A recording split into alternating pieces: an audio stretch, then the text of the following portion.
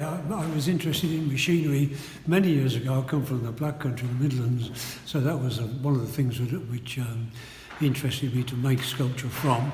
But as time goes by, I was always also very interested in mythology and kind of ritualistic things, and this exhibition brings all these elements together.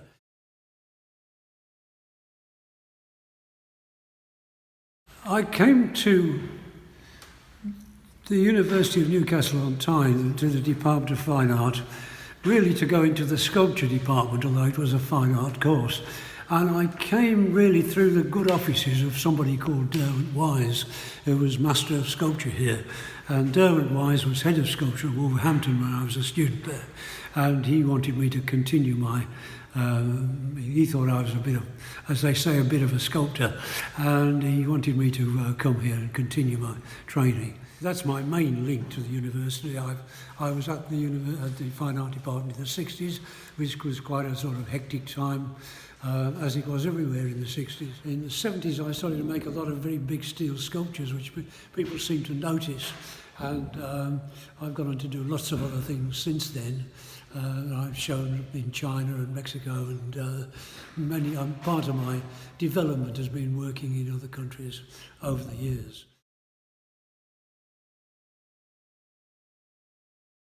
I've always expressed myself in more ways than sculpture. Very recently I've been writing quite a lot of things. I've always done a lot of drawing, and some of the drawings look rather like paintings. But it is sculpture, which when I was at Wolverhampton, I veered towards, and that's what I specialised in, and that's what I continue to do here.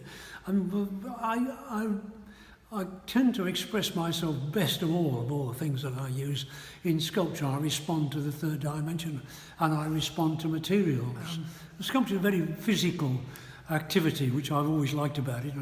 In recent years, I've been a bit ill, so it's not quite as easy to be as physical with sculpture as I was, so I have to get friends and people to help me to do it. But it's still, what I do still remains very sort of physical. I'm not interested in things which haven't got a physical presence, but the physical presence is also of a kind of spiritual nature as well. I mean, it's not just lumps of stuff. It's making matter become expressive, and that's what interests me about sculpture more than anything, really.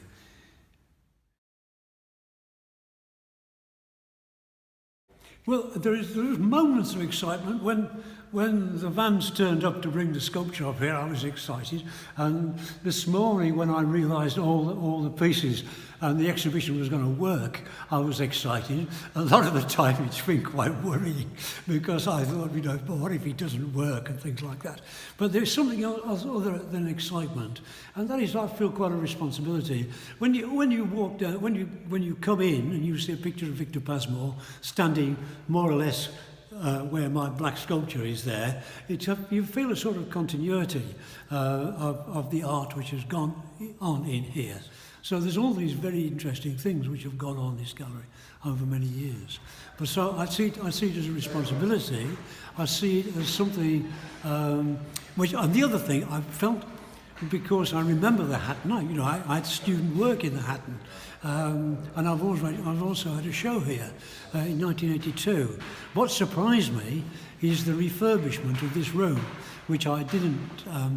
I remembered it being rather not like this, and when I came up to see the space, I was astonished by how beautifully it had been refurbished, and I felt actually that I'd got to rise to a challenge rather than being excited. I thought, well, I've got to rise to this occasion.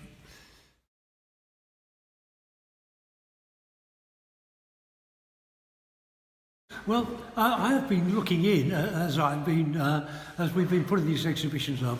I've been dropping in and see what's going on. I must say, I found the Louisa Hodgson exhibition very interesting.